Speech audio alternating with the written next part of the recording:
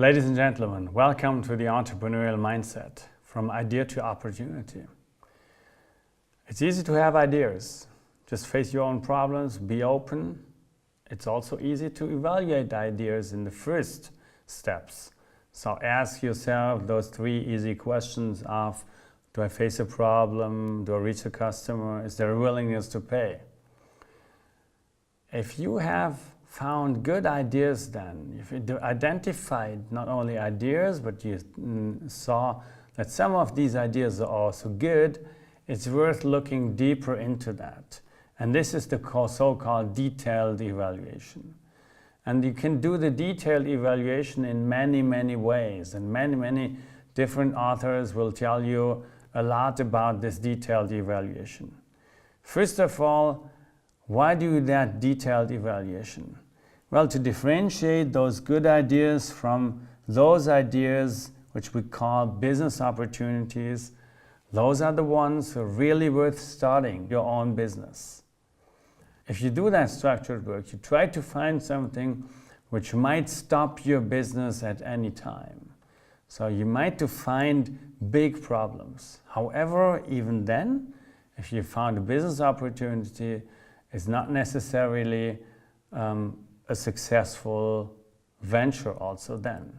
But rethinking that in that process helps you finding those points where an idea could fail or a good idea could fail. So how do you do that? Well, first of all, this is a table we took from Jeffrey Timmons' work on new venture creation. And Jeffrey Timmons basically says, let's look at some criteria on market competition, financials, and other criteria, and try to find out whether your company or a potential company is well positioned in that sense. People might want to do that. For example, you can look at the growth rate or at the market size of your company and look at if the market size or the structure is a highly concentrated market. It has lower potential compared to a fragmented market. Why is that? Because you as an entrepreneur, if you start your business, you will always make mistakes. If you only have in a highly concentrated market 3 potential customers and you make a mistake and you lose 1 customer, you lose 1/3 of the market. That's a big problem. If it's a very fragmented market, no problem in that. You can use learning processes in order to work yourself into that market. You can look at other criteria, gross margin, for example. You have to have a margin at the very end. If the margin is too low, the probability that you run out of this margin with your cost structure is very high. So Timmons says you should have something like 30% or more. And other criteria might be value add potential. Are you really able to add value to someone, also to thinking about an exit?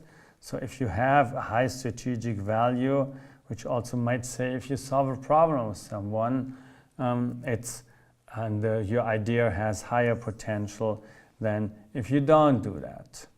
So what you might want to do is take that criteria and go through these criteria and look at the potential. And then Timmons says, okay, if you have identified the criteria and looked at the potential, what do you find your idea? And you won't find your idea only on the right side, then it's really a great idea. You probably will have a mixed picture.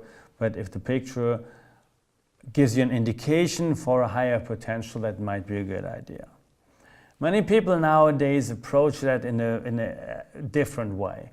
And they don't use this criteria. It's a lot of work and it only helps you to some extent.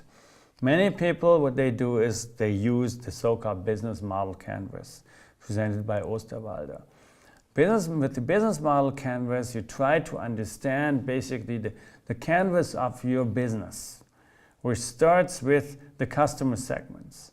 So with the backpacking service, for example, which are the customers you are facing? Is it typically only backpackers? Is it everyone waiting in the line of an airline corporation in order to fly from A to B and has too much luggage with him and so on. So this is the first question, which are my customer segments? Maybe you're able to find a niche there. What is my value proposition, especially towards that customer segment? Because there might be different customer segments. Backpackers who have too much luggage, they are probably not able to pay too much. Or business clients who did extensive shopping, maybe they have a better chance of paying you for your service and so on. So look at the value proposition secondly, and then try to understand how you can deliver the value to the customer. So which are the channels to deliver that value to the customer, and what is the customer relationship. And if you have that, you can gather an idea for your revenue streams. So that's the first part, that's the right side of the business model canvas. And if you understand that, you have a good idea for the potential of the market. And if you fill the left side then, which is about the resources you need to bring that value proposition, maybe key activities and also partners who can help you bring that value to the customer, you might have a better idea about your company and the company's cost structure. And then you can compare both sides and try to get a better understanding if it's financially worth executing this idea. So the right side helps you to get an idea about the market, get a better idea about the customer, about the pain in the customer. The left side helps you understand your company, and the bottom helps you understanding the financials. And this is why this very much visualizes the potential of those ideas or good ideas you've identified. And we can try to go through that by looking at our two remaining ideas. You remember the third one, the service university network. We already failed within our quick evaluation asking those three questions. So if we look closer into that, into the backpacking delivery service, we can look at many, many different customers. If we only look at backpackers, for example, and giving them a comfortable traveling and no transportation problems as a value proposition, we can kind of like find a good idea for the right side of the canvas. So from the market side, this idea might be there might be a problem in the customer. If we look closer into the activity we need, it is probably lots of logistics services, IT service, networks, and so on, which probably shows us that we are not able to develop such a service on a cost structure which is better than one of the international logistics companies. So those logistics companies, if this is a good idea, probably could extend their services to these things. Maybe they can start booths at airports and so on. Exactly taking up this idea, which at the very end shows you, if you want to build that business, your operations have to be so big that you can't build that operations with a cost structure that is basically being covered by your revenue streams. Which shows in a deeper evaluation that also the backpacking service or backpacking delivery service is probably not worth executing as an opportunity, probably not an opportunity. Looking at our third idea, which is the online style consultant, you can also find the customer segments, people struggling with getting stylish outfits. We talked about that. So you can add value to them if you have helped them to find the style. And you can build up customer relationships. There are lots of channels where you can reach the people online, where you can also do it offline, walking into the streets and so on. So this also tells you You can probably handle the key activities. You have to have the scouts who know about the trends. You have to have the stylists. But you can do that. There are people who are able to do that around. You can also get the key partners necessary for that. So you can probably say, okay, you can reach the customer, you can probably also build your business. How's it financially? Well, building this business is probably able with a good cost structure. So at least you don't need too many scouting activities. You don't need too many stylists. You just need a handful of people who can start that business, which basically tells you, yes, there's a market, there's a problem, and it's possible to build that business. There's probably a remaining question. You have to have your cost structure because you have a business. Are the people who are using that service in terms of revenues are willing to pay enough? And this question remains in the middle between revenue streams and cost structure. And this is what always happens, or happens in many, many times. You might think this is a good idea.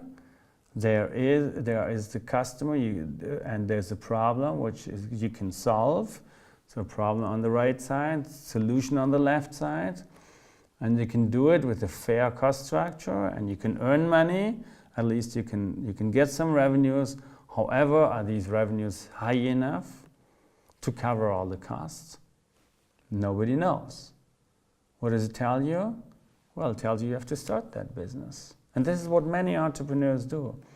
Those entrepreneurs, they don't try to predict the future. They don't try to build a plan which is totally true. If they see such a picture, they start their business and try to find out. As Michael Dell said, give it a full go and look what happens. And this is exactly what you would do in that case. In that way, it's a very, very good example those students found, which you can use for building your entrepreneurial mindset. That's the second way of evaluation. So the first way is Timmons criteria. The second way is the business model canvas. And the third is a very conventional way of writing a business plan. Writing a business plan is covering all important aspects of your business in order to understand them and in order to look if there are not any obstacles which might hinder your business from taking a good development. And this is what you can also do. So look at your marketing, look at the marketing sectors, look at your own organization in terms of the processes, but also the management, the key roles, look at implementation, finances, chance, risks, and so on. Make it in a structured way of writing your business plan. There are many business plan courses out there. But honestly, this is only for evaluation purposes. So this helps you to evaluate your business. If a business plan, after having written that business plan, still looks like it could work, you should start your business. Then it's an opportunity. And if you found that opportunity, now you can get going. And this is the second step into building your own entrepreneurial mindset. So the first step was unfolding your entrepreneurial personality. That was your general approach entrepreneurs have. And you saw that everyone can unfold his own entrepreneurial personality. Secondly, what we've seen in this chapter, everyone can create an own business idea. Not only that, everyone can also evaluate that potential and try to find out if this idea is also an opportunity. Having found that, now you can step into really starting your own business, applying the process of successful entrepreneurs. Now it's about playing Michael Dell. It's about giving it a go. But not just giving it a go without thinking. There are processes behind that that help you remaining in control, that help you not risking too much money. And those processes are the ones we'd like to look into in the next chapter when you get yourself started.